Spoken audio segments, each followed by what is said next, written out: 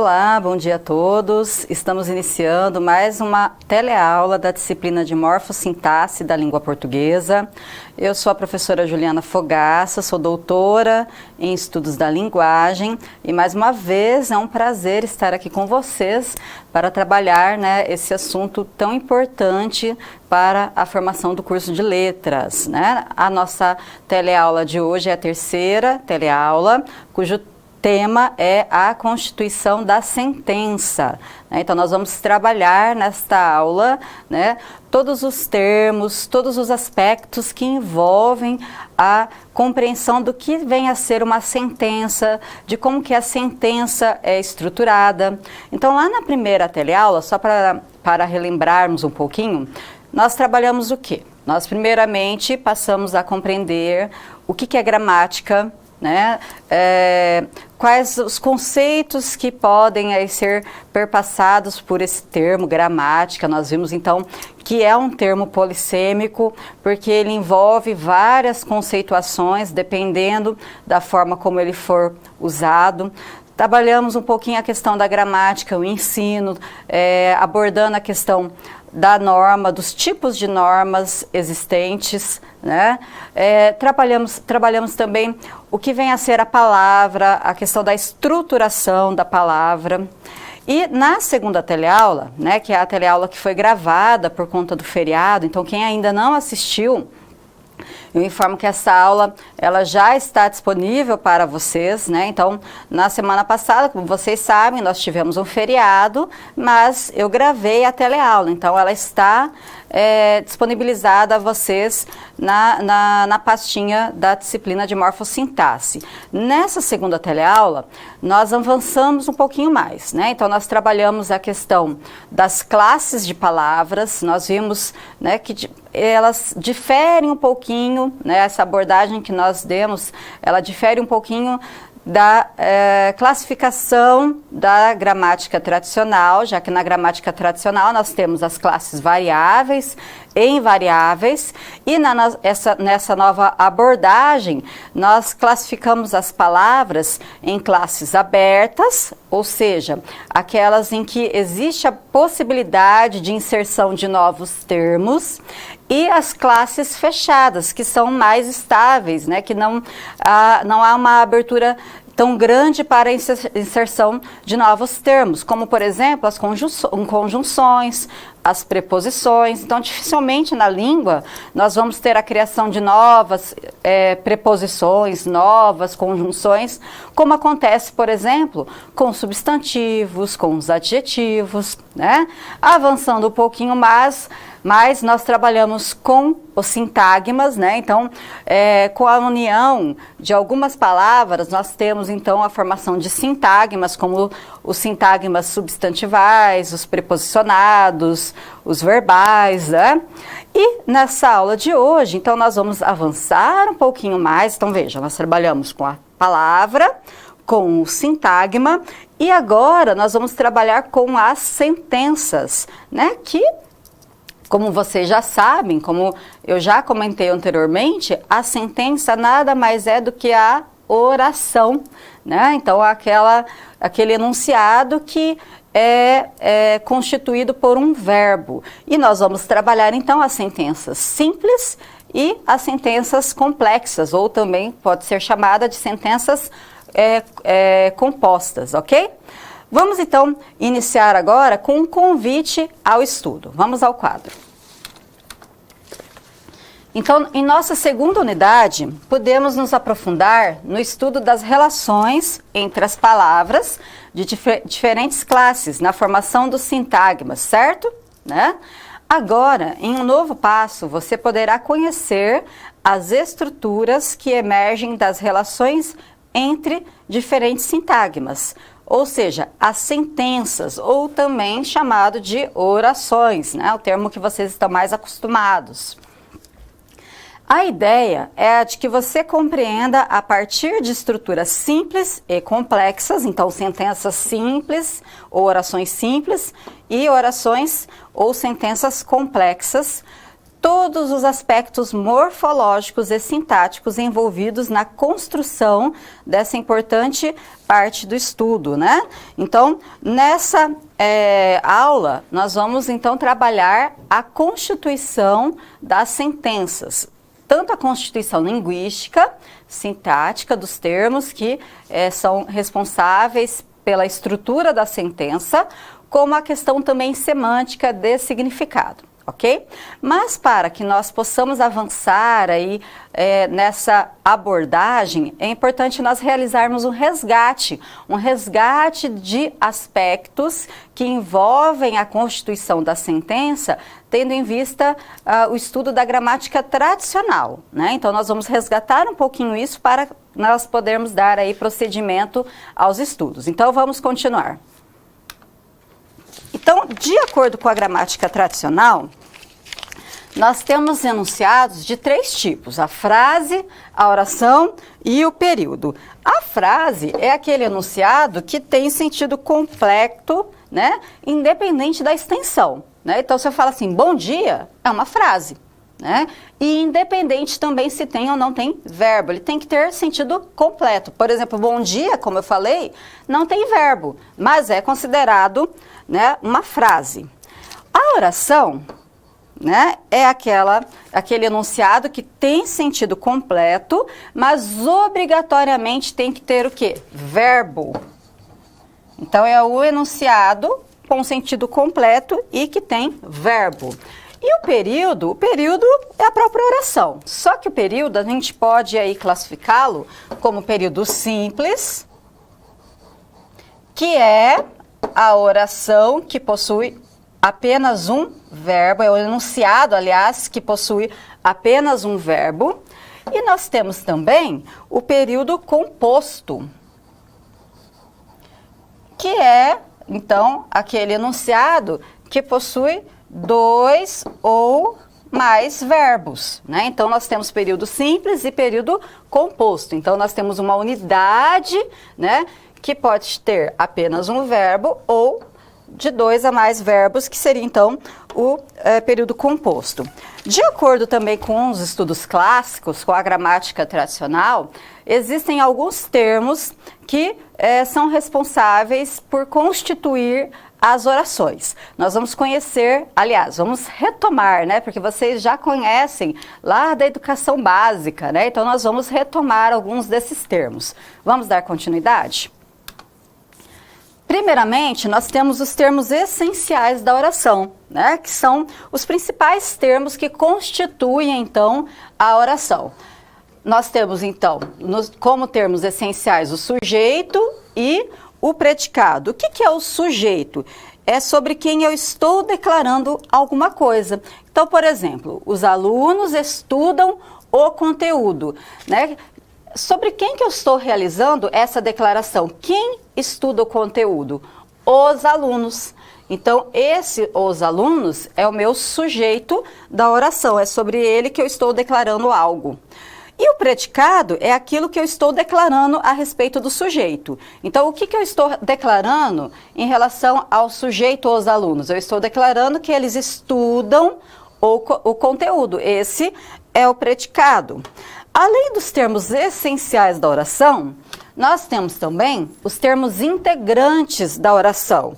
Então, eles são responsáveis por trazer informações importantes também para esses enunciados. Então, nós temos, primeiramente, os complementos verbais, como o próprio nome diz, ele complementa o verbo. E os complementos verbais, eles podem ser do tipo objeto direto e objeto indireto. Então, por exemplo, os alunos estudam. O que eu tenho aqui que completa o meu verbo? Eles estudam o quê? Né? Então, eu até faço uma perguntinha para o verbo. Vocês devem se lembrar lá da gramática tradicional. Estudam o quê? O conteúdo. Esse complemento aqui do verbo, ele não tem preposição. Então, quando eu tenho um complemento que não tem preposição, eu chamo esse complemento de objeto direto. Então, aqui nós temos, olhem lá, uma primeira oração, porque é constituída aqui por um verbo. Observem que isso daqui é um exemplo de período composto. né? Porque tem mais de um verbo, né? Então, a segunda oração, assistem às aulas. Então, nós temos aqui o verbo assistir, e quem assiste, assiste a algo. Observem que, nesse caso aqui, esse complemento, ele é um complemento que é iniciado pela preposição as. Então, todo complemento que se inicia com preposição, nós chamamos de objeto indireto, ok? Além dos complementos verbais, nós temos também um complemento nominal. E como o próprio nome diz, ele completa o sentido de um nome. Então, o estudo da morfossintaxe é importante. O que é importante? O estudo da morfossintaxe. Então, aqui nós temos um sujeito. E o núcleo desse sujeito é estudo, é um nome. E esse nome, ele é complementado por um termo preposicionado. Então, ele complementa, ele dá sentido a esse nome. O estudo do quê? Da morfossintaxe. Então, da morfossintaxe, ele complementa o nome. Então, ele é um complemento nominal. Temos também o agente da passiva, né? Então, nós temos uma oração na voz passiva, como, por exemplo, o conteúdo foi estudado pelos alunos. O realizador aqui da ação, quem que estudou, né? Pelos alunos. Esse realizador aqui da ação, ele aparece na voz passiva, né? Então, ele é o agente da passiva, porque é ele que realiza a ação. Além dos termos essenciais e dos termos integrantes da oração, nós temos também aqueles que são chamados de termos acessórios. Ou seja, né, os termos acessórios são aqueles que, linguisticamente, né, eles não são obrigatórios, eles podem ser dispensáveis, né, mas nós vamos ver um pouquinho mais à frente, nessa nova abordagem, que, semanticamente, eles são importantes. Mas, do ponto de vista da gramática tradicional, se vocês pegarem uma gramática tradicional, nós vamos observar que, de acordo com as regras da norma padrão, os termos acessórios, eles não são obrigatórios sintaticamente, né? Então, vamos conhecer quais são eles. Então, nós temos o adjunto adverbial, que são elementos que introduzem circunstâncias. Então, eu posso ter adjunto adverbial de tempo, eu posso ter adjunto adverbial de instrumento, de intensidade, de negação, de local, né? Então, nós temos uma variedade de classificações para os adjuntos adverbiais, aliás, né? Que indicam circunstâncias. Então, por exemplo, os alunos estudam o conteúdo todos os dias. Então, nós temos aqui um adjunto adverbial que dá a ideia de tempo, né? Quando que eles estudam o conteúdo. Linguisticamente, né, sintaticamente, é um termo que ele poderia ser eliminado tranquilamente da oração. Eu poderia dizer somente os alunos estudam conteúdo, aliás, os alunos estudam conteúdo, né? Eu poderia terminar aqui. Ok? Então, do ponto de vista da gramática tradicional, esses termos são chamados de acessórios porque eles só vêm complementar, né? Sem uma obrigatoriedade sintática, linguística. Temos também, como termos acessórios, os adjuntos adnominais. O que é adjunto adnominal? Se nós observarmos o nome, nós vamos ter lá, adjunto, é aquele que vem junto, e vem junto ao quê? Ao nome. Então, são os termos que acompanham o nome. Então, por exemplo, os alunos dedicados estudam o conteúdo. Então, nós temos lá, por exemplo, né, os alunos dedicados, é o sujeito da oração. Esse sujeito, ele tem um nome, né, como núcleo, como palavra mais forte, e tem alguns elementos que acompanham esse nome, como, por exemplo, o artigo os. Nós temos também o adjetivo dedicados. Esses elementos, então, que acompanham esse nome, né, caracterizando esse nome, são chamados de adjuntos adnominais. Aqui também, ó, o ele está acompanhando também um nome, um substantivo. Então, também é chamado de adjunto adnominal. E por fim, nós temos o aposto, né, que tem um caráter mais explicativo. Então, por exemplo, a morfossintaxe, a área da gramática, deve ser estudada pelos alunos. Então, olhem só, o aposto normalmente ele vem aqui separado entre sinais de pontuação e ele explica um termo anterior, né? Então, ele tem essa função. E os períodos, pessoal, né? Como que nós podemos aqui classificar os períodos de acordo com a gramática tradicional? Eu já até comentei com vocês, né? Então, que nós temos os períodos simples e os períodos compostos. E em relação aos períodos compostos, nós temos também uma classificação. Vamos relembrar? Então, eu tenho lá o período composto por coordenação, relembrando que período composto é aquele formado por mais de uma oração, né? Então, o período composto é aquele em que a combinação de orações acontece de forma independente entre si. Uma oração não depende da outra. Então, por exemplo, Karina estuda e trabalha. Nós temos dois períodos, mas um não depende do outro sintaticamente. Eu poderia dizer somente Karina estuda, né?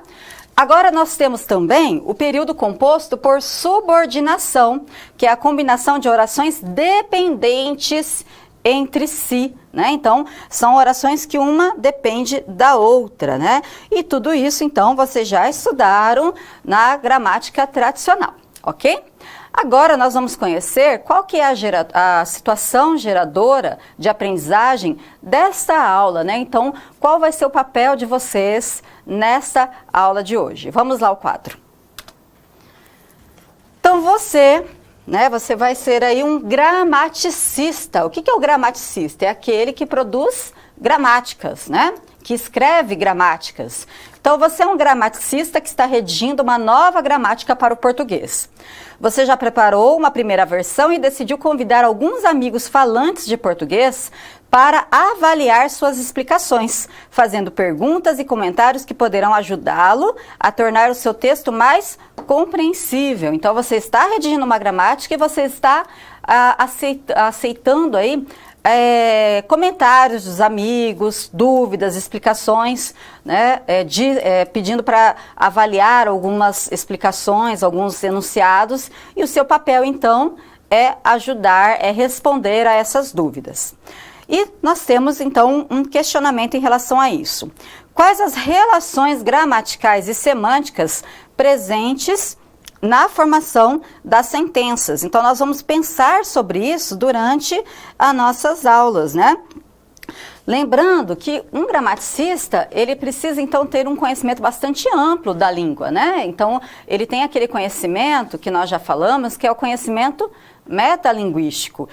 E o que é interessante, que é proposto aqui para nós, é que é uma reflexão da sentença do ponto de vista linguístico, mas também do ponto de vista semântico, tudo bem? Nós vamos agora assistir ao nosso primeiro vídeo, né, para conhecer a nossa primeira situação-problema.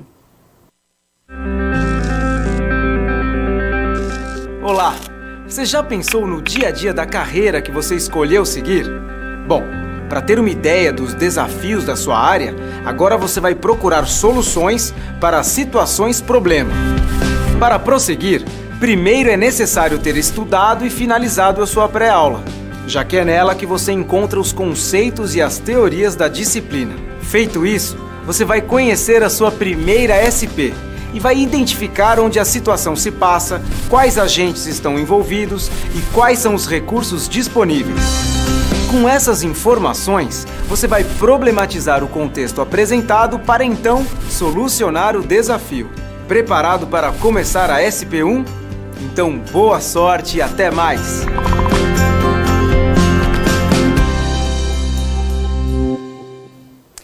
Pois bem, pessoal, então vamos conhecer a nossa primeira situação? Vamos lá? Então, o foco da primeira situação é o seguinte: combinando sintagmas. A construção da sentença simples, né? Lembrando que as sentenças, elas são formadas por sintagmas. E nós vamos trabalhar agora, né, especificamente, a sentença simples, aquele período simples que é constituído por apenas um verbo. Vamos lá, então. Você é um gramaticista que está escrevendo uma nova gramática e respondendo a dúvidas de seus leitores. Um deles questiona, a partir do exemplo, hoje eu almoçarei mais tarde, se os adjuntos adverbiais como hoje e mais tarde seriam mesmo dispensáveis na oração, como afirmam muitos gramáticos. Reflexão, então nós vamos ter a reflexão aí sobre o que é necessário na comunicação. Então, pessoal, o hoje e o mais tarde, né? O porquê desse questionamento? Porque tanto hoje como mais tarde, como vocês viram, são adjuntos adverbiais. E lá, de acordo com a gramática tradicional, né, como nós observamos no nosso resgate, essa classe de palavras, ela é considerada um termo acessório da oração, ou seja, linguisticamente dispensável. Né? Então, por isso desse questionamento, será que realmente esses termos, eles são dispensáveis? Será que a gente pode descartá-los? Né? Não irá haver um prejuízo de sentido se eu descartá-lo? Né? Então, é uma dúvida bastante pertinente dessa leitora. E qual que é a sua tarefa, então, para que nós possamos resolver essa questão? Vamos ao quadro. Então, sua tarefa é, com base no relato dos leitores de sua gramática e analisando o exemplo apresentado por ele, você deve solucionar a questão sobre se e por que os adjuntos seriam elementos dispensáveis ou indispensáveis. E o que é necessário? É necessário, então, mobilizar os conceitos de argumento e gramaticalidade, além do adjunto, do conceito de adjunto. Então, nós vamos resgatar, nós vamos mobilizar esses conhecimentos para poder responder a essa leitora, né? Para chegar ao final e, de fato, dizer se são ou não dispensáveis os adjuntos. Tudo bem? Para que nós possamos iniciar a nossa discussão, nós vamos realizar um resgate do que vem a ser a oração do ponto de vista da gramática tradicional, para aí sim nós trabalharmos a estrutura da sentença, né? Como que essa nossa abordagem, ela vê a estrutura da sentença. Então vamos ao quadro. Então, de acordo com a gramática clássica, o que é uma oração? A oração é a junção do sujeito mais o predicado, os termos essenciais da oração. Então, obrigatoriamente, tem que ter um sujeito mais um predicado. Então, por exemplo, o professor ministrou a aula. Quem ministrou a aula, né? Sobre quem que eu estou declarando alguma coisa? O professor. Então, o professor é o meu sujeito, né? E o professor, então, o que ele realizou, né? O que eu estou declarando sobre esse meu sujeito? Que ele ministrou a aula. Então, nós temos aqui o nosso predicado. Então, a relação predicativa, né? Essa predicação, ela se dá, né, a partir da união entre o sujeito e o predicado. Mas e na perspectiva contemporânea, considerando, então, a sentença, né? Então, em termos contemporâneos, nós temos que a sentença, né, que, no caso aí, se formos comparar com a gramática tradicional, recebe o nome também de oração, é a junção de argumentos mais os papéis temáticos, né? Então, nós temos tudo aquilo que o verbo pede, né, que é requerido pelo verbo, mais os sentidos que esses argumentos possuem, né? Então, mais as significações, a questão semântica que é requerida por esses argumentos, né? Então, assim como na gramática tradicional, a nossa análise, ela sempre vai partir do verbo, né? Já que oração, sentença, nós temos o verbo como elemento obrigatório. Então, exemplo, o professor ministrou a aula. Então, nós temos aqui o verbo ministrar e esse verbo, ele exige aí dois argumentos. Primeiro, quem que realizou a ação de ministrar a aula? O professor. Então, nós temos aqui um primeiro argumento, né? E ele ministrou o quê? O que foi feito disso, né? A aula, que é um outro argumento, né? Então, na estrutura aqui da sentença, nós temos, então, argumentos que são exigidos pelos verbos, né? Então, nesse caso aqui, nós temos o argumento 1 e o argumento 2. E cada verbo, né? Para cada verbo, nós vamos ter aí argumentos diferentes. Então, cada verbo vai exigir um número diferente de argumentos, né? Então, isso diz respeito à valência verbal. O que é a valência verbal? É a quantidade de argumentos requeridos pelo verbo, né? Então, eu posso ter verbos que exigem até 4 argumentos. Então, vamos observar essa classificação? Então, retomando ali, ó, valência verbal é a quantidade de argumentos. E isso vai sempre depender do verbo. Então, eu posso ter, por exemplo, verbos univalentes. O que são os verbos univalentes? São aqueles que necessitam de apenas um argumento. Então, por exemplo, os livros chegaram, né? O que chegou? Os livros, né? Então, apenas quem chegou, né? O verbo exige apenas a informação de quem chegou, por isso que é apenas um argumento e a classificação é de verbo univalente. Nós temos também os verbos que são classificados como bivalentes. Ó, bi quer dizer que ele requer o quê? 2 argumentos. Então, nós lemos os livros. Então, nós temos aqui o primeiro argumento que indica quem leu e nós temos também um outro argumento que indica o que foi lido. Temos também os verbos trivalentes, que exigem, então, 3 argumentos. Eu emprestei o livro para você.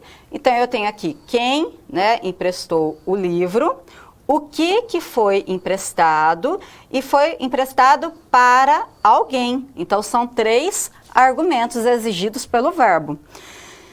E temos também os verbos tetravalentes, né? Então, é aquele verbo que exige 4 argumentos. Eu traduzi o livro do português para o espanhol. Quem traduziu? Então, eu tenho aqui quem traduziu o quê? Né? O livro, de que língua, né? Outro argumento, para qual língua? Então, nós temos aí 4 argumentos. E temos também os verbos não argumentais, que são aqueles que não exigem argumento nenhum, né? Então, por exemplo, amanheceu. É o caso daquela que nós conhecemos na gramática tradicional, de, por exemplo, orações sem sujeitos, né? Ou verbos impessoais. Amanheceu, por exemplo, ele não exige um sujeito, né? Então, por isso que eles são verbos não argumentais. E nós temos aqui uma última informação em relação a isso, que é importante também, é que os argumentos, eles podem estar implícitos. Então, eles podem aparecer, por exemplo, na desinência do verbo. Quando eu falo assim, traduzir, como aparece ali, não necessariamente o argumento, ele precisa estar explícito na oração, como o sujeito aqui, o pronome eu, né? Eu posso dizer somente traduzir o livro do português para o espanhol, mas eu sei que existe lá um pronome eu, né, implícito na oração? Sim. E o que me indica isso? A desinência do verbo. É um verbo de primeira pessoa do singular. Então, ele já vai exigir um pronome de primeira pessoa, ok? É importante nós também falarmos, né, que todos esses argumentos, né, os verbos também, eles possuem um papel temático, né? E o que vem a ser o papel temático? É a significação que está em torno desses argumentos, desses verbos. Então, vamos continuar e falar um pouquinho sobre isso.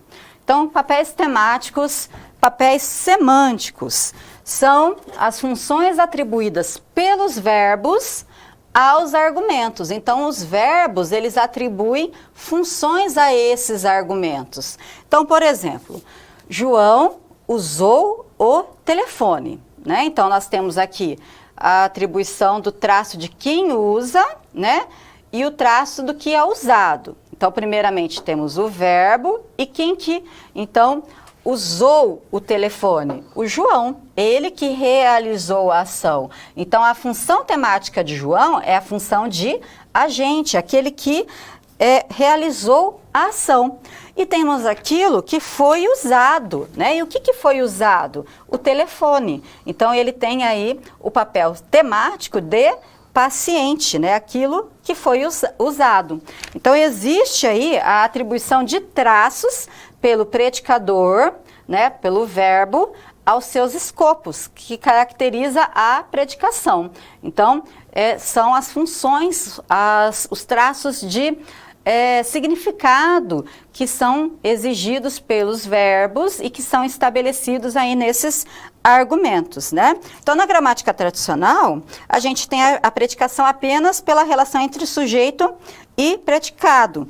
Na tendência contemporânea, nós não observamos somente por esse ponto de vista sintático, mas também nós observamos essa atribuição de traços, né, de significados, o que faz muito mais sentido se nós pensarmos a língua no seu uso, ok? Vamos continuar? Então, quando nós falamos também em argumentos exigidos pelos verbos, nós precisamos fazer uma relação com a gramática tradicional e voltar à questão das funções sintáticas que esses argumentos requerem, né? Que são classificados. Então, nós temos as funções sintáticas dos argumentos muito parecidas com as que nós já conhecemos da gramática tradicional. Então, nós temos o sujeito, os complementos, objeto direto, objeto indireto, o complemento oblíquo, que é a única que não aparece na gramática tradicional, mas nós vamos conhecer, o predicativo do sujeito, o adjunto adverbial e o adjunto adnominal. Então, vamos observar cada uma dessas funções. Então, a função sintática de sujeito, né? Então, é um sintagma argumental igual ou proporcional a um pronome nominativo, ou seja, aquele que tem a função de sujeito, né? Um nome. Então, por exemplo, o professor ministrou a aula. Quem ministrou a aula? O professor. Então, nós temos aqui o nosso sujeito. Esse sujeito, ele pode aí ser substituído por um pronome nominativo. No caso aqui, um pronome pessoal de caso reto. Ele ministrou a aula, né? Então, ele também exerce a função de sujeito, esse pronome. E eu posso ter também um sujeito nulo, né? Ministrei a aula. O sujeito, ele não aparece de forma explícita na oração. Ele é considerado, então, nulo, oculto. Mas, mesmo assim, não tendo sujeito, a sentença, ela ainda permanece gramatical.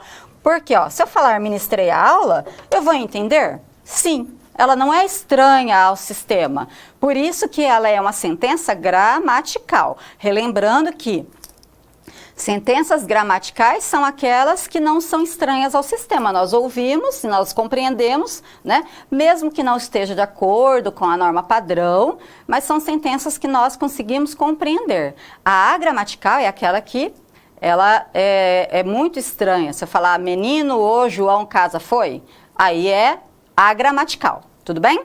Vamos dar continuidade às funções, então, sintáticas. E agora, trabalhar as funções de objeto direto e objeto indireto. Então, são sintagmas argumentais iguais ou proporcionais a pronomes acusativos ou dativos, né? Objeto direto ou indireto. Então, por exemplo, o professor entregou. Entregou o quê? Observe que a gente tem aqui um complemento, né? E é um complemento sem preposição. Então, é um objeto direto. Ele entregou o trabalho e entregou a quem? Ao aluno. Outro complemento, só que é um complemento com preposição. Então, é um objeto indireto. E esses complementos, nós podemos, então, substituí-los por esses pronomes, os acusativos ou dativos. Então, o professor entregou-o ao aluno. Observem que nós temos aqui, ó, um pronome de valor acusativo, né, sem preposição. Então, ele pode ser aqui um objeto direto. E eu posso dizer também, o professor entregou-lhe o trabalho. Esse aqui já é um pronome dativo, que ele ocupa a posição de quê? De objeto indireto, ok? Então, vamos continuar e vamos falar da função sintática do complemento oblíquo, que é aquela que é diferente, né? Um termo diferente do que a gramática tradicional coloca. E o que é o pronome oblíquo? É o sintagma argumental igual ou proporcional a advérbios locativos, né? Que são aqueles advérbios que dão ideia de localização. O professor saiu da sala. Ó, sala não dá ideia de local? Sim, né? E eu posso substituir, então, por um advérbio de lugar. O professor saiu de lá, né? Então, ele pode ser substituído por esse advérbio locativo, por isso que é um complemento oblíquo. Temos também a função sintática de predicativo do sujeito, que é aqueles sintagmas adjetivais ou preposicionados que atribuem propriedades aos sujeitos, atribuem características ao meu sujeito. Então, por exemplo, a aula está interessante. O que está interessante? A aula, que eu tenho um sujeito. E eu tenho aqui uma característica em relação a esse meu sujeito, interessante. Então, é um predicativo do sujeito. O professor é de Londrina. Então, nós temos aqui um sintagma preposicionado que atribui uma característica ao meu sujeito professor. Por isso que são sentenças chamadas de atributivas, que atribuem propriedades, características. E eu tenho também a sentença que é chamada de equativa, né? Que não necessariamente atribui uma característica. Eu estou apenas afirmando, né, uma informação. O diretor é o professor de português, né? Nós estamos falando da mesma pessoa, diretor igual professor, por isso que é equativa, né? Eu só estou falando quem é esse sujeito, ok? Então, ó, o que é importante lembrar lá da gramática tradicional? Que sempre quando eu tenho o predicativo do sujeito, eu vou ter o quê? Um verbo de ligação, ó, está, então só para relembrar, né, os predicativos. Nós temos também, por fim, a função sintática dos adjuntos, né? Tanto o adverbial quanto o adnominal. Olhem que interessante aqui esse conceito. São informações acessórias, como nós vimos, né? São termos acessórios da oração, então muito parecido com o que nós vimos na gramática tradicional, mas eles são dispensáveis sintaticamente, então sintaticamente eles são dispensáveis, mas eles são relevantes, são importantes semanticamente do ponto de vista do significado. Então, por exemplo, os alunos estudam atentamente. Nós temos aqui um adjunto adverbial, né, que indica o quê? O modo como esses alunos estudam. Sintaticamente falando, atentamente, ele pode ser dispensável. Eu poderia dizer somente que os alunos estudam, mas eu vou perder em relação, em termos de sentido. Eu vou perder em relação à significação, porque eu tenho o modo como que esses alunos estudam. Então, ele é importante também na sentença. Outro exemplo, a aula de português está boa, né? Então, eu tenho aqui um adjunto adnominal, que ele vai integrar aqui esse meu sintagma nominal, a aula de português. E vejam só, ele poderia até ser dispensado, né? A aula está boa, do ponto de vista sintático. Mas se eu dispensá-lo, eu vou também perder em relação a sentido. Que aula? É qualquer aula? Não, é a aula de português que está boa. Então, a gente acaba perdendo a referência se nós dispensarmos esse termo, não é? Agora, pessoal, então, tendo em vista todos esses termos, né? Todas essas discussões, as funções sintáticas desses papéis temáticos, nós já podemos, então, resolver a primeira situação, problema. E qual que era a questão mesmo? Era de nós sabermos se realmente os adjuntos podem ou não ser dispensáveis na oração. Então, vamos lá para o quadro, para que nós possamos aí responder a essa situação. Então, o enunciado, vamos relembrar aí o enunciado que deve ser analisado por você, gramaticista. Então, era o seguinte: hoje eu almocei mais tarde. Os adjuntos destacados são dispensáveis mesmo? Por quê? Então, será que eu posso, de fato, né, dispensar o hoje e o mais tarde? Como que eu vou formular, então, essa questão, essa resposta ao meu leitor? E aí, eu posso responder considerando os dois pontos de vista, o sintático e o semântico, né? Falando, então, a respeito dessas duas abordagens. Então, vamos ao quadro. Então, do ponto de vista sintático, né, os adjuntos, eles são dispensáveis. Eu posso eliminá-lo, né? Eles não são exigidos, né, pelo verbo. Eu poderia dizer somente eu almoçarei. É uma sentença gramatical completa, né? Ela não foge ao sistema, ela não foge ao que nós consideramos gramatical, não tem nenhum traço de agramaticalidade, né? Mas da perspectiva da funcionalidade da sentença, considerando que essa sentença ela foi aí usada em um contexto comunicativo, numa situação que pode ser considerada real de uso, aí sim nós podemos dizer que os adjuntos, eles são indispensáveis, eles são exigidos pelo verbo. Por quê? Se eu falo assim, eu almoçarei, eu vou ter uma sentença discursiva incompleta, porque eu vou querer saber quando, né? Quando eu almocei. Então, essas informações de hoje e de mais tarde, dentro do ponto de vista de uma perspectiva funcionalista, elas são indispensáveis, né? Elas são exigidas pelo verbo. Então, depende realmente do ponto de vista. Particularmente, considerando essa abordagem que nós estamos dando à morfossintaxe nessa disciplina, né, e considerando os estudos, né, atuais da língua, eu prefiro ficar com o segundo ponto de vista, já que a nossa língua nós utilizamos de fato para a comunicação no nosso dia a dia. E são elementos que realmente fazem a diferença no ato de comunicação. Tudo bem? Então, agora vamos assistir ao segundo vídeo para podermos falar da segunda situação problema.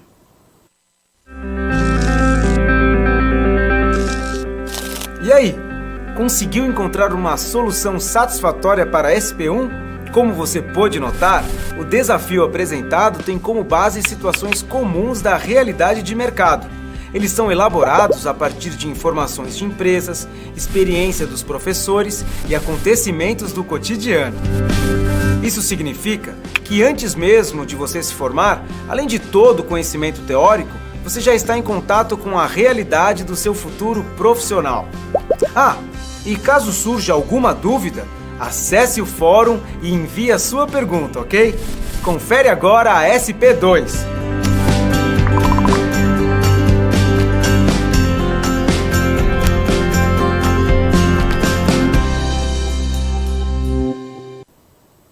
Então, pessoal, até agora nós vimos os termos que integram as sentenças, né, as funções sintáticas, linguísticas, né, desses termos. E agora nós vamos aprofundar um pouquinho mais e vamos trabalhar a questão dos sentidos, dos significados, que é muito importante quando nós pensamos em contexto de comunicação, em funcionalidade da língua. Então, vamos ao quadro conhecer a nossa primeira situação problema? Então, como eu já falei, o foco dessa situação diz respeito às relações semânticas entre os constituintes da sentença. Quais são as relações de significado, de sentido dessas sentenças, né? Então, vamos lá. Você é um gramaticista que valoriza os aspectos semânticos dos enunciados. Um de seus leitores, em dúvida, disse que não percebe na sentença deslizamento de ontem deixou dezenas de feridos os papéis temáticos de agente e paciente, ou seja, né, ele não considera, por exemplo, que deslizamento de ontem teria esse papel temático de agente, aquele que realiza a ação, né? E dezenas de feridos, o papel temático de paciente, aquele que sofre a ação.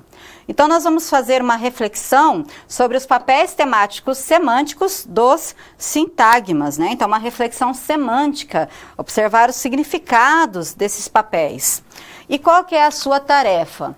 a sua tarefa é, seu desafio nesta sessão será solucionar esse problema e oferecer um esclarecimento ao leitor, devendo, portanto, explicar se e por quê os sintagmas destacados representam ou não os papéis semânticos de agente e paciente.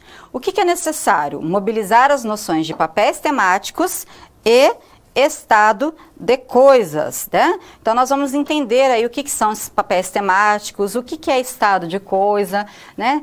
Sempre nessa perspectiva funcionalista, né? Sempre passando a compreender a linguagem no seu uso. E vamos iniciar pela questão do verbo, né? Será que o verbo solto, sem um contexto, ele faz o mesmo sentido, ele tem o mesmo sentido que um verbo dentro de uma situação de uso? Então vamos ao quadro. Então, a semântica do verbo. Lembrando que o verbo, ele é essencial para o quê? Para a sentença. Então, nós vamos estudar a semântica do verbo e da sentença. Então, por exemplo, se eu tenho o verbo estudar, ele vai indicar uma ação genérica, uma ação qualquer. Mas vamos observar o verbo dentro de um enunciado. Os alunos estudam o conteúdo atentamente. Então, dentro de um contexto, né, nós observamos o quê? Que essa ação de estudar, ela é realizada por alguém, né? Ela recai sobre algo. Então, estudam o quê? Estudam o conteúdo. E ela é feita de um modo específico, né? Como que é feito esse estudo? De forma atenta, né? Então, nós temos, nesse caso, a representação de um estado de coisas. Nós temos a representação de uma ação particular, né? De uma ação que é realizada dentro de um contexto. Então, quando eu falo em estado de coisas, são os verbos, né, os enunciados, sendo aí representados, sendo realizados dentro de uma situação de uso. E, nesse caso, nós temos relações aí de predicação que são relações que dependem, então, dos argumentos, né? Então, eu tenho, por exemplo, as crianças comeram o bolo. Eu poderia aí ter um argumento que vai alterar o sentido dessa predicação. Então, eu tenho lá um argumento que altera a ideia, dando ideia de modo. Como que eles comeram? Rapidamente. E aí, eu vou, então, ter um termo específico que recai sobre os outros termos. Então, quem comeu rapidamente? As crianças, né? Então, nós temos aí que um termo específico, ele recai sobre esse agente, esse realizador da ação de comer. Então, eu tenho a atribuição de traços aos escopos, aos argumentos, né? Então, o verbo comer, ele exige argumentos, como nós vimos. Quem comeu, comeu o quê, de que forma comeu, né? Então, ele acrescenta, né? Nós temos aqui, por exemplo, um argumento aqui rapidamente, que ele vai acrescentar ideias, ele vai acrescentar traços. E em relação a isso, então, nós temos os papéis temáticos, que são de vários tipos, né? São as significações atribuídas, né, aos argumentos e que acontecem aí de várias formas, né? Eles se associam às sentenças, né, esses papéis, e vai depender do quê? Do que o verbo vai exigir. Então, eu posso ter papel temático de agente, de paciente, de experienciador, de objeto da experiência, de objeto resultante, de origem, de alvo, de beneficiário ou benefactivo, locativo, objeto locado, causa e objeto deslocado. E todos esses argumentos, eles dependem de quem? Né? Esses papéis temáticos dependem de quem? Do verbo. É o verbo que vai exigir esses papéis temáticos, né? Então, o verbo, ele exige argumentos e vai dizer também quais são os papéis temáticos desses argumentos, né? O porquê que eles possuem, então, esses papéis. Vamos conhecer, então, cada um, observar cada um desses papéis temáticos? Então, primeiramente, eu tenho o papel temático de agente. independente se a sentença está ou não na voz ativa ou passiva. O que é o agente? É aquele que realiza a ação. Então, o professor avaliou o trabalho. Quem que realizou a ação de avaliar o trabalho? O professor. E eu posso ter também na voz passiva, ó, o trabalho foi avaliado pelo professor, né? Então, quem que realizou a ação? O professor. Então, ele também é agente, é aquele que realiza, o realizador da ação. Então, aqui, ó, vamos observar novamente o verbo, ó, avaliar. Então, eu vou ter aquele que avaliou e eu vou ter o produto que foi avaliado. Avaliou o quê? Então, esse o quê, esse produto que foi avaliado, né, o argumento exigido aí, pelo qual a ação recai sobre ele, é o paciente. Então, o professor avaliou o que foi avaliado, né? Sobre quem recai essa ação? O trabalho, é o paciente. O trabalho foi avaliado pelo professor. Então, sobre esse elemento aqui, o trabalho, é que recai a ação. Ele é, então, paciente, né? Então, observem que o papel temático, pessoal, ele é diferente da função sintática, né? Então, aqui, ó, por exemplo, o professor avaliou o trabalho. Eu tenho aqui sujeito. O trabalho foi avaliado pelo professor. Eu tenho sujeito. Mas as funções, né, os papéis temáticos são diferentes, né? Porque o trabalho, ele tem papel temático de paciente, né? E professor tem papel temático de agente, embora possa ter a mesma função sintática. Vamos conhecer agora o papel temático de experienciador, né? Então, exemplo, o aluno tem medo da prova, né? Quem que está sentindo a experiência de medo, né? Quem que tem medo? É o aluno, é ele que está experienciando esse sentimento de medo.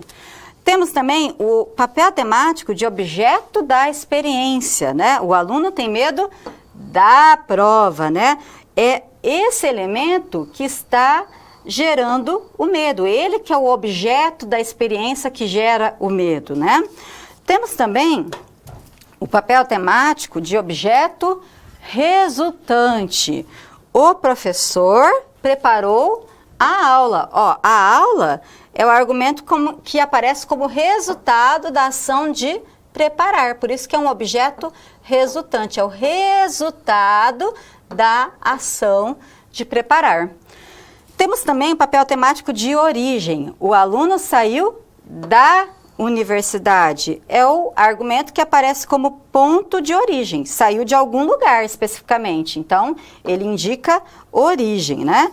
Lembrando que todos esses argumentos, eles são o quê? Exigidos pelos verbos. Temos também papel temático de alvo, né? O professor enviou, né? Ele enviou o quê? Né? Primeiramente, né, temos o verbo, né? Quem enviou? O professor enviou o quê? Né? A quem? Ó, a quem é o alvo. É o alvo do que foi enviado. Papel temático de beneficiário. O professor atribuiu uma boa nota ao aluno. Então, atribuiu o quê? Né? A quem? Né? Quem que recebeu essa boa nota? O aluno. Ele foi o beneficiário dessa função de atribuir uma boa nota, né? Então, vocês percebem que o verbo, ele vai, então, exigindo essas significações. Olhem lá, mais um papel temático de locativo. O aluno e o professor estão onde? Na sala. É o local onde que o aluno e o professor estão. Mas nós temos também o papel temático de objeto locado. O aluno e o professor estão na sala de aula. São os elementos que estão locados na sala de aula. Por isso que é o objeto locado. Papel temático de causa. A prova fez o aluno ficar nervoso. Ó, qual que foi a causa de fazer o aluno ficar nervoso? A prova. Então, a prova, ele tem essa função de causa. É ela que resultou no aluno ficar nervoso. Mas nós temos também, né, por último, o papel temático de objeto deslocado. O aluno foi transferido, né? Quem que foi transferido de um lugar para outro, né? Então, por exemplo, foi transferido da turma A para a turma B. É o aluno, ele que é o objeto que foi transferido, né? Então, nós temos aí muitos papéis temáticos, lembrando que papel temático é a mesma coisa que papel semântico, muitas significações que são atribuídas a esses argumentos que são exigidos pelos verbos, ok? Então, passa a fazer bastante sentido quando nós falamos em papéis temáticos a esses argumentos. Passamos a compreender a função deles dentro, né, dessas sentenças, ok? Agora, então, nós temos aí base para responder à segunda situação problema. Vamos ao quadro? Então, qual que era o enunciado a ser analisado por você, gramaticista? Era o seguinte: o deslizamento de ontem deixou dezenas de feridos, né? Então, qual que era a dúvida? Os sintagmas destacados realmente desempenham papéis temáticos de agente e paciente, né? Será que nós podemos dizer isso? Vamos analisá-lo. Então, eu tenho lá, né, o papel temático do sujeito, né? O sujeito é a função sintática, mas será que esse papel, o papel temático desse sujeito realmente é o papel temático de agente? Então, olhem lá, o deslizamento de ontem deixou dezenas de feridos. Então, nós temos o deslizamento de ontem como o sujeito da minha oração. Mas será que realmente esse sujeito é aquele que controla a ação? Que realiza a ação? Observe que é diferente se eu dissesse assim, por exemplo, o motorista dirigiu o carro. É o motorista que realiza a ação de dirigir. Mas é o deslizamento de ontem que realiza a ação de deixar dezenas de feridos, né? Na verdade, ele foi a causa de deixar dezenas de feridos. Ele que foi a causa pelas dezenas de feridos. É uma entidade não humana, ele não teve controle sobre a ação. Não é ele que realizou a ação, ele foi apenas a causa. Então, o papel temático é de causa. E o papel temático do complemento, né? Aquele que complementou o verbo, né? O deslizamento de ontem deixou o quê? Ó? Nós temos aqui o complemento dezenas de feridos. Será que realmente ele é paciente? Não, né? Se nós formos observar, ele é o resultado, né, desse processo, né, de deslizamento. Ele é resultado do deslizamento. Então, ele é um objeto resultante do deslizamento, não teve um agente específico, ok? Então, observem que os papéis temáticos, eles extrapolam aí o que nós estamos acostumados com os estudos da gramática tradicional. Eles vão além, né? Ele não fica somente no sujeito, complemento, não, vai além, né? Trabalha-se a significação, tá ok? Então, nós agora encerramos essa segunda situação problema, vamos conhecer a terceira situação problema e vamos, primeiramente, assistir ao terceiro vídeo. Bom, 2 SPs já foram finalizadas. Como você acha que está se saindo? Lembre-se de que para se dar bem é importante seguir as etapas, já que elas facilitam os seus estudos. Vamos revê-las? Primeiro, é necessário estudar a pré-aula para conhecer a teoria e os conceitos da disciplina. Em seguida, leia a SP com atenção para conhecer e interpretar a situação exposta. Feito isso, você deve levantar hipóteses sobre a situação problema, considerando os recursos disponíveis. E por fim, você deve aplicar os conceitos estudados com foco em resolver a problematização. Combinado? Então, fique agora com a SP3. Até mais!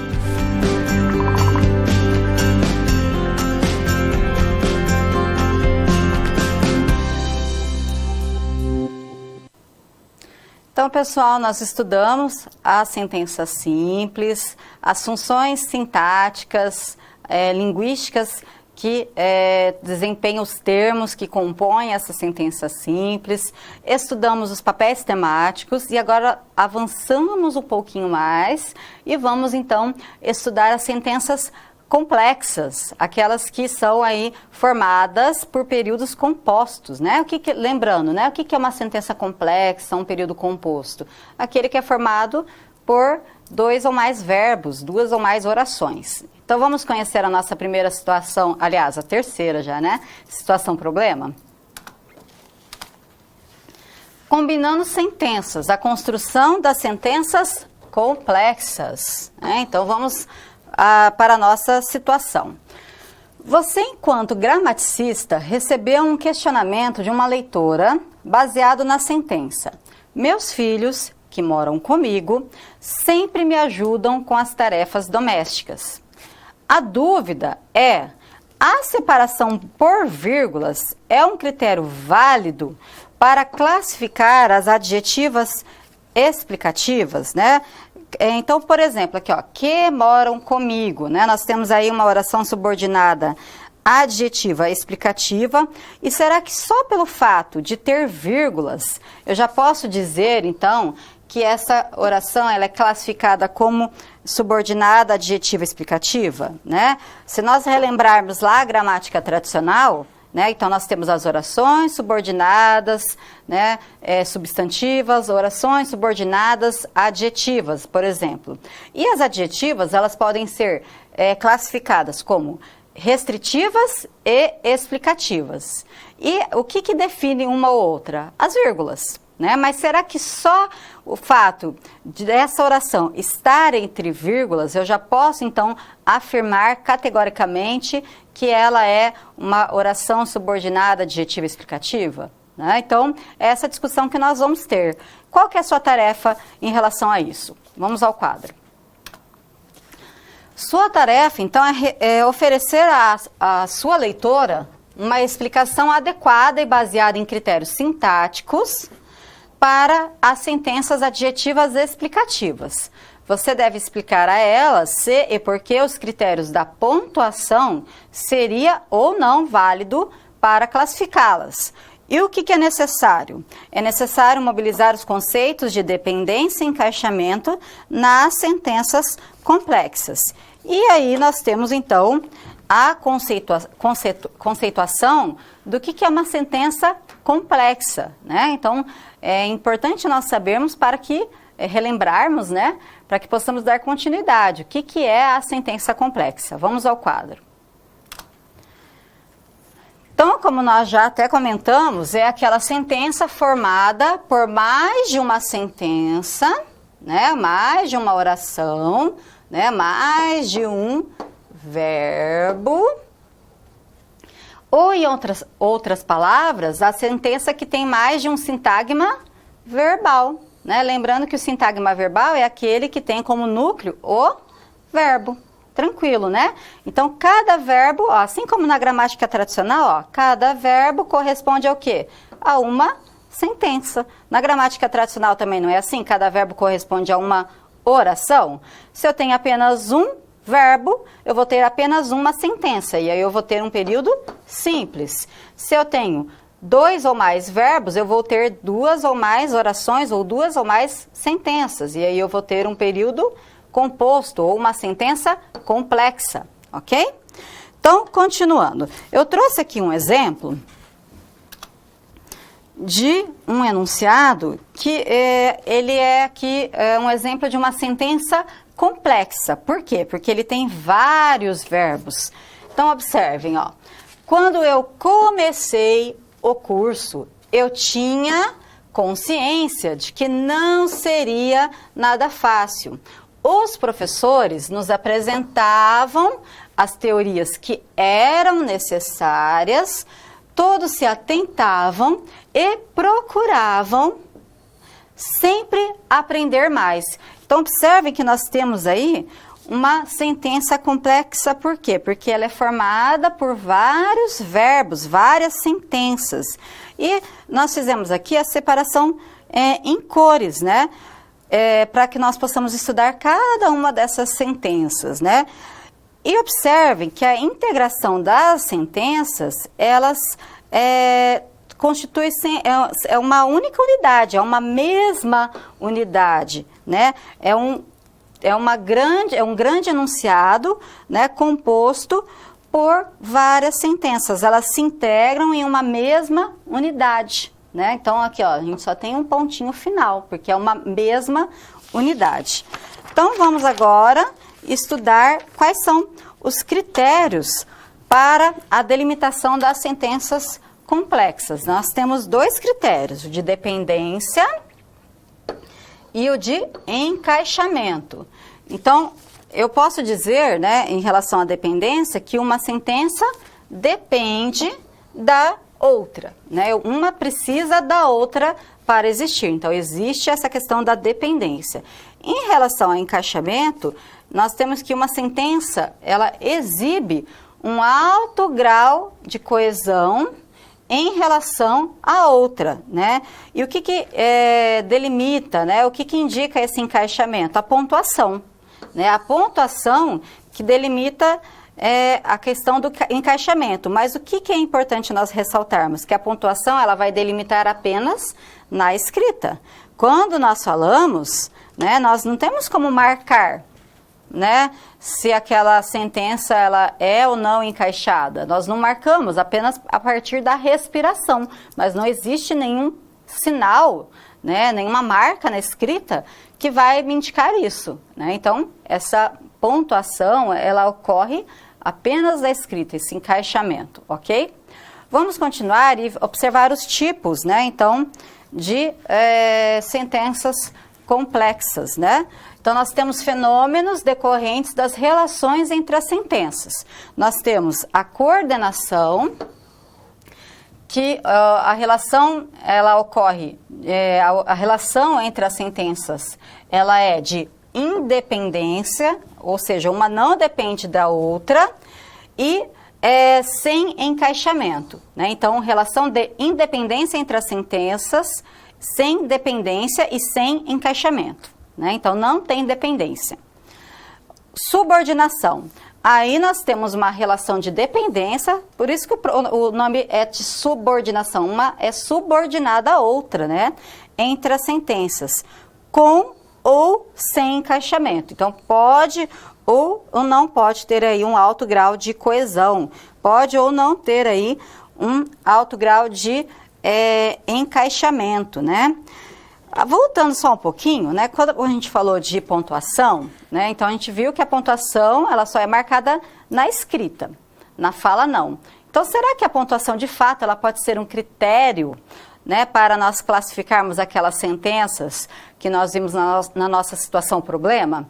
Né? Eu posso de fato, só porque tem ou não tem vírgula, dizer se uma sentença ela é adjetiva, restritiva ou adjetiva explicativa? Né? Algo para nós pensarmos aí, questionarmos. Mas vamos continuar, vamos dar continuidade e vamos conhecer então os tipos de orações subordinadas inicialmente. Então, eu tenho aqui inicialmente as orações subordinadas adverbiais, né, que vão trazer uma circunstância a essa sentença. Então, quando eu comecei o curso, eu tinha consciência de que não seria nada fácil.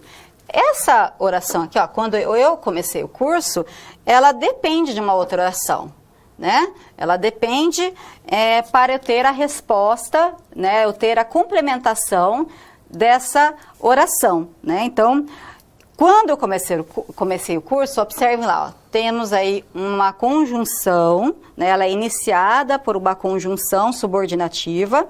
E a oração, ela traz uma circunstância de temporalidade, ela tem um valor semântico de temporalidade funcionando como adjunto adverbial, né? E quanto a esse tipo de sentença, então nós podemos dizer o quê?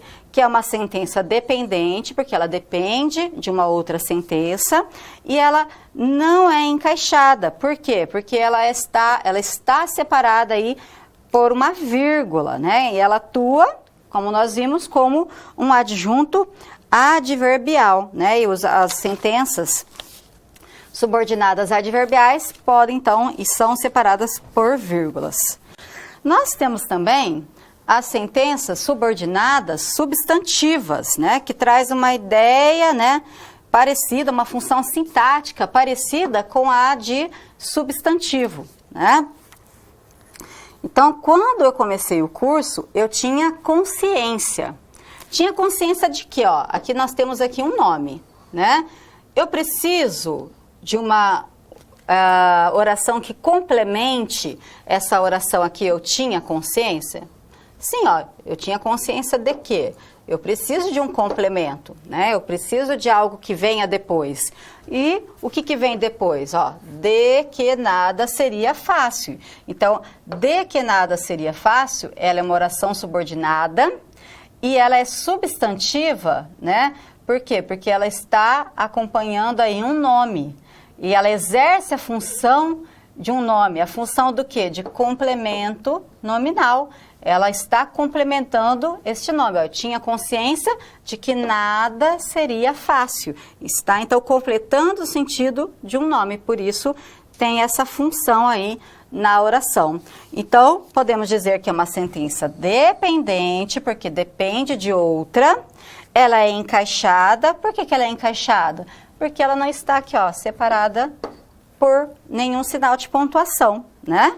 E ela vai desempenhar a função sintática de complemento nominal. Nós temos também aquelas sentenças que são subordinadas adjetivas, né? Então, quando eu comecei o curso, eu tinha consciência de que não seria nada fácil. Os professores nos apresentavam as teorias que eram necessárias. Então, ó, quais teorias foram apresentadas? Aquelas que eram necessárias. Então, nós temos uma oração aqui que ela complementa, né, caracterizando, acrescentando uma característica, né, a esse nome. Então, é uma sentença que está caracterizando um termo, no caso aqui, teoria, e por esse motivo, ela exerce aí uma função adjetiva, uma função de adjunto adnominal, né? Então, ela é uma sentença dependente, né? Porque depende da anterior, porque eu estou fazendo aí uma caracterização do termo anterior. Ela é encaixada, porque ela não é separada por vírgulas e tem a função sintática adjetiva. Por isso que é subordinada adjetiva, tem a função sintática de adjunta adnominal. Mas por que nós temos aqui um asterisco em encaixada? Se eu colocasse vírgula aqui, né, entre essas sentenças, né, colocasse vírgula ali, ó, representavam as teorias que eram necessárias, todos se atentavam, né? Se eu colocasse vírgula, mudaria o sentido? Sim, porque, ó, sem vírgula, eu estou querendo dizer que só apenas as teorias que eram necessárias, apenas aquelas que eram necessárias. Mas se eu colocar vírgula, eu vou dizer o quê? Que todas as teorias, eu só estou explicando, né, que todas as teorias, então, eram necessárias. Sem vírgula são apenas algumas. Com vírgula, eu estou generalizando, eu estou explicando que são todas. Então, faz diferença, ok? Agora, então, nós vimos a classificação das subordinadas, né? Então, nós vimos que existem esses 3 tipos de orações subordinadas e que a principal característica é o fato delas serem dependentes entre si, né? E agora nós vamos estudar as coordenadas, que tem como principal característica o fato de serem independentes. Uma não depende da outra, uma sentença não é dependente da outra. Então, vamos estudar essas sentenças lá no quadro. Então, o mesmo enunciado, né, a mesma unidade, que é a seguinte: quando eu comecei o curso, eu tinha consciência de que não seria nada fácil. Os professores nos apresentavam as teorias que eram necessárias, todos se atentavam e procuravam sempre aprender mais. Observem que nós não temos uma dependência aqui sintática. Eu poderia parar lá, eram necessárias, todos se atentavam, ponto. Então, a sentença posterior não depende da outra, né? Ela é ligada aqui por uma conjunção, né? Então, ela pode ser ligada por um elemento conectivo, mas esse elemento é isolado, né? E nós temos, então, aí uma relação de não dependência, porque uma não depende da outra, e não encaixada, porque não é separada por vírgulas, né? Mas é separada por uma conjunção, ok? E aí eu trouxe um quadro que acaba sintetizando tudo em relação a essa questão de ser ou não dependente ou ser ou não encaixada. Em relação às sentenças coordenadas, nós temos então aquelas que nós classificamos como sindéticas, por quê? Porque, embora elas não sejam dependentes, elas podem ser aí separadas por uma conjunção. E essa conjunção, nós vamos ver que ela tem uma função semântica, né? E as assindéticas. O que é assindéticas? Que não tem conjunções entre as sentenças. Elas são, então, justapostas. Então, tanto as sindéticas quanto as assindéticas, elas não são dependentes e elas não são encaixadas, ok? Então, não são dependentes e não são encaixadas. Em relação às subordinadas, nós vamos ter algumas variações aí em relação à dependência e ao encaixamento. A adverbial, ela é dependente e ela não é encaixada. A adjetiva restritiva, ela é dependente e ela é encaixada. A explicativa é dependente, não é encaixada. E as substantivas é dependente e é encaixada. Então, em relação à dependência, não há variação, né? Todas são dependentes. O que muda é em relação ao encaixamento, ok? E nós vamos falar agora sobre a questão dos nexos, né, semânticos estabelecidos pelas conjunções que introduzem essas sentenças, né? Então, nós vamos ver que, dependendo da conjunção, nós vamos ter um sentido diferente, né? Que vai introduzir, então, a noção de sentido dessas sentenças. Então, vamos observar no quadro. Então, nexos intersentenciais na coordenação. Então, as relações semânticas na coordenação. E o que depende, né? O que vai variar o sentido em relação a esses nexos, a essas relações? O emprego das conjunções, né? Então, eu vou ter, por exemplo, as orações que vão me dar ideia de adição, de opção, de alternativa, de adversidade, de conclusão, de explicação, né? E o que vai estabelecer essa noção de adição, de alternativa, de adversidade? As conjunções que são introduzidas pelas orações, né? Então, as crianças brincavam e sorriam. Eu estou adicionando uma ação. Devo sair ou devo ficar em casa? Uma noção de alternância. O bolo está bonito, mas não está gostoso. Então, eu tenho aí uma relação de adversidade, de oposição. Embora ele esteja bonito, não está gostoso. Então, eu posso usar aí essas conjunções. Mas, embora, porém, né? Logo, da ideia de conclusão. O que, o pois, o porquê, da ideia de explicação. Nas subordinadas, nós também temos essas conjunções que nos dão essas ideias, né? Também entre as sentenças, né? Então, eu posso ter, por exemplo, conjunção quando, enquanto, depois, que me dá a ideia do quê? De tempo, né? Então, quando cheguei em casa, a porta estava aberta. Então, eu tenho aqui, ó, o quando introduz essa ideia de tempo. O se introduz a ideia do quê? De condição, né? O porquê, o como, o já que, ideia de causa. Por exemplo, não fui porque você não me convidou. Ó, introduz a causa por não ter ido, né? Então, o porquê, ele dá essa ideia, né? O se, no caso de dúvida, também, né? O que, no caso de certeza, né? Então, observamos que todas essas sentenças, né, que são introduzidas por essas conjunções, as relações semânticas, elas recaem sobre as conjunções. Então, assim como lá nas sentenças simples, as sentenças complexas também têm as relações de sentido. E essas relações, elas são importantes e devem ser trabalhadas em sala de aula, né, para que o aluno ele possa observar sentido naquilo que ele está empregando, naquilo que ele está lendo, né? Então, é nossa função como professor trabalhar não só a questão sintática, mas também dar significado, estabelecer significado aos elementos, né, que compõem essas sentenças, trabalhando então a questão semântica dessas sentenças, ok? Vamos agora observar a terceira resolução, né, da situação problema 3, né? Então, o enunciado a ser analisado por você, gramaticista, era: meus filhos que moram comigo sempre me ajudam com as tarefas domésticas. Então, o questionamento era o seguinte: a separação da sentença destacada por vírgulas é suficiente para a classificação como adjetiva explicativa? Né? O que é importante nessa nova abordagem nós observarmos? Sobretudo, o contexto, né? Sobretudo, como que essa frase, esse enunciado, ele foi enunciado, ele foi proferido, né?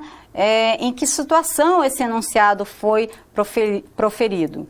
Meus filhos que moram comigo, né? Então, eu estou explicando aqui que todos os filhos, né, moram com essa pessoa.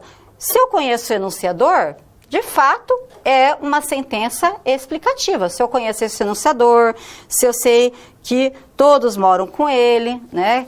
Então, eu vou saber que todos esses filhos que moram, né, que todos os filhos que esse enunciador tem, moram com ele e ajudam nas tarefas, né?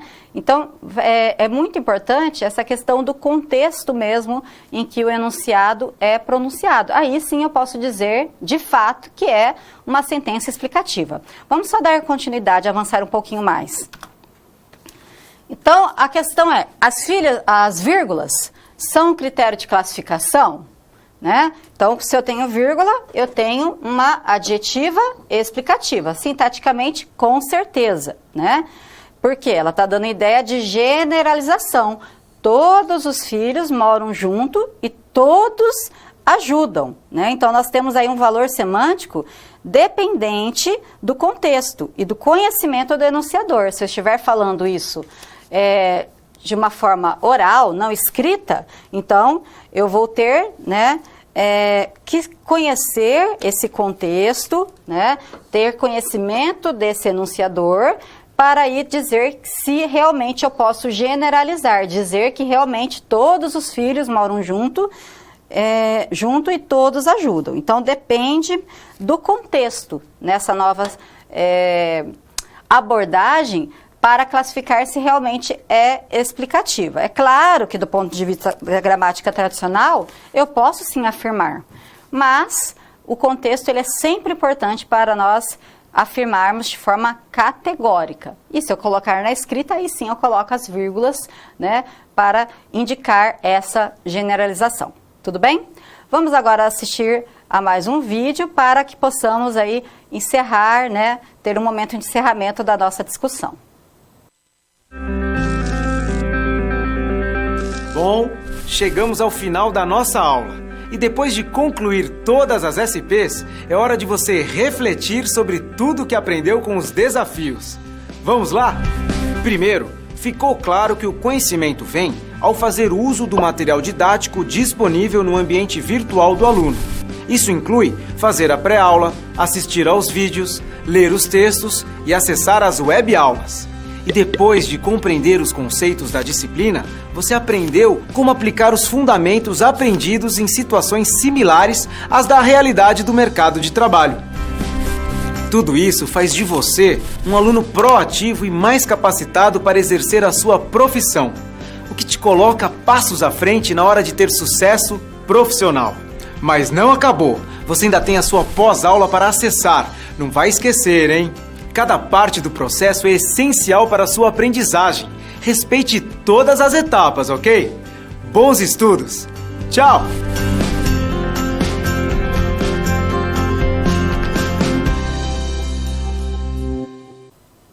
Então, pessoal, nós tivemos uma discussão bastante produtiva, né, em relação às sentenças, aos termos que constituem essas sentenças, a questão da significação, do papel temático, né, dos sentidos, né, que envolvem essas sentenças.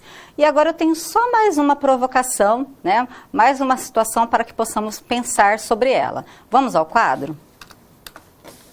Então, imagine que você é contratado por uma empresa para colaborar no aprimoramento da comunicação escrita de seus funcionários, com ênfase nos seguintes tópicos: pontuação e efeitos de sentido e uso da vírgula.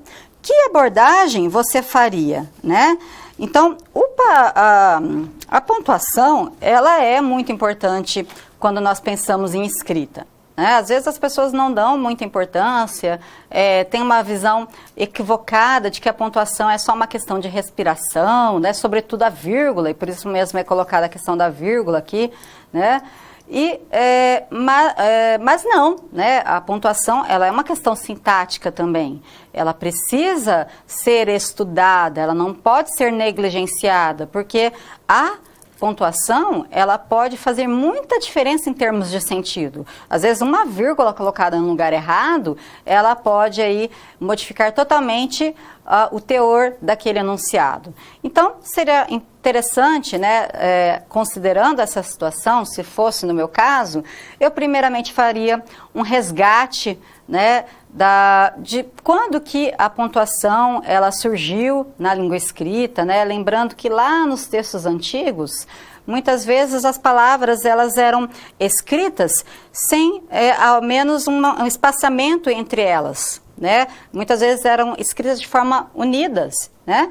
Por quê? Porque os primeiros textos escritos, eles não eram escritos para serem lidos pela massa, eram escritos para apenas uma pessoa ler esse texto, aí sim, para um grupo de pessoas. Então, quem escrevia era quem lia. Então, ele sabia mais ou menos o teor, né, como que caminharia esse texto. Mas, né, após aí a massificação da imprensa, né, os textos sendo escritos, né, para várias pessoas lerem, as pontuações, os sinais de pontuação, eles começaram então a ser aí empregados na escrita. Né, passando aí por essa, né, explicação, né, dos sinais de pontuação, teria que falar sobre a importância dos sinais de pontuação, como que o sinal de pontuação pode mudar totalmente o sentido de um texto, sobretudo o uso da vírgula, né? Seria muito importante levar exemplos, né? Então nós temos muitos exemplos aí, se procurar na internet, muitos exemplos de como que um mesmo enunciado, ele pode ter um sentido totalmente modificado se eu coloco ou não coloco vírgulas. Então temos aí exemplos de vídeos, de propagandas, de textos, né? Então trabalharia nesse sentido, ok? Agora, vamos então ver tudo que nós aprendemos na nossa aula de hoje. Observem lá no quadro. Olha quanta coisa, né? Sentenças simples, argumentos verbais, relações de predicação, papéis temáticos do sintagma, sentenças complexas, dependência entre sentenças, encaixamento entre sentenças. Então, muita coisa e muito conteúdo útil para a nossa prática, né? Então, são conteúdos extremamente importantes porque ele gira em torno da significação. Então, são conteúdos realmente que são úteis para a prática docente. E o que nós vamos aprender adiante na nossa próxima aula? Observem no quadro. Nós vamos então trabalhar assuntos que são extremamente importantes também no que diz respeito à morfossintaxe da língua portuguesa. Então vamos trabalhar a sintaxe de colocação, os padrões sintáticos, né, do português, a colocação pronominal, né, sobretudo a próclise, a ênclise e a mesóclise, as funções sintáticas e semânticas do se no português e a sintaxe de concordância. E, né, considerando todos esses conteúdos que nós vamos aprender, o que é necessário nós estudarmos previamente para virmos para a aula. Vamos ao quadro. Então, é importante revisar os conceitos de termos da oração, sujeito, verbo, complemento, estudar então isso que vocês estudaram nessa aula de hoje, que vocês viram nessa aula de hoje. Revisar o conceito de pronomes, sobretudo os pronomes oblíquos, revisar o uso do se como pronome ou conjunção e retomar os conceitos de flexão, porque nós vamos trabalhar com concordância, né? Então, o que é flexão de gênero, de número e de pessoa, tudo bem? Então, espero que realmente vocês tenham aproveitado a aula de hoje, né? Uma aula com um conteúdo bastante vasto, mas muito importante. E eu deixo agora vocês com o nosso vídeo de encerramento. Um abraço a todos. João amava Teresa, que amava Raimundo, que amava Maria, que amava Joaquim, que amava Lili, que não amava ninguém. O trecho do poema que você acabou de escutar apresenta o que chamamos de sentenças. Sentença é uma unidade linguística formada por unidades menores, envolvendo grande número de relações morfossintáticas. As sentenças decorrem da combinação de diversos tipos de sintagmas que assumem diferentes funções. O verbo, núcleo do sintagma verbal, é o molde da sentença, tornando possível o estado de coisas que é expressado por ela. Em uma sentença completa, muitas vezes esse molde precisa ser associado a outros sintagmas, como nesse exemplo do verbo amar. João amava Teresa. Para formar essa sentença, associaram-se dois sintagmas nominais. Um indica aquele que amava e o outro indica aquela que era amada. Os elementos requeridos pelo verbo são chamados de argumentos, e o verbo que requer esses elementos é chamado de verbo predicador. Elementos predicadores são aqueles que atribuem traços a outro elemento da sentença. Essa atribuição é chamada de predicação. A associação predicativa entre o verbo e seus escopos faz com que os escopos assumam certos papéis temáticos no estado de coisas que a sentença expressa. Esses papéis são expressos por sintagmas, que, como vimos, assumem as funções sintáticas. As principais são a de sujeito, a de complemento e a de adjunto. Veja esse exemplo. Os poemas foram ao chão por causa da ventania. Aqui, a parte os poemas assume a função sintática de sujeito e tem papel de objeto deslocado. Por causa da ventania, é um adjunto adverbial e ventania exerce papel de causa. Os adjuntos não são obrigatoriamente requeridos pelo verbo.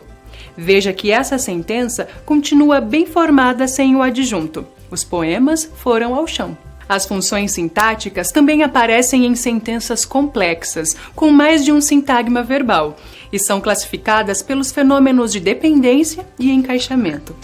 Sentenças subordinadas se apoiam em outra sentença para constituir uma unidade linguística. Por exemplo, quando João chegou, Teresa saiu. A sentença quando João chegou depende de Teresa saiu, porém não se encaixa na sentença principal. Agora veja esse trecho. As pessoas que não se amarem não vão sair hoje. A sentença que não se amarem depende do sintagma as pessoas e sofre encaixamento na sentença principal. As sentenças coordenadas são simultaneamente independentes e não encaixadas, porém se associam para formar uma sentença complexa. Observe a formação de uma sentença coordenada aditiva. As pessoas se amam, elas vão sair hoje. As pessoas se amam e vão sair hoje. Ao articular sentenças, buscamos nosso conhecimento intuitivo de falantes e, dessa forma, acabamos por utilizar recursos gramaticais para transmitir a mensagem desejada. Aprofunde-se mais nesses recursos para conhecer toda a riqueza da nossa língua. Até mais!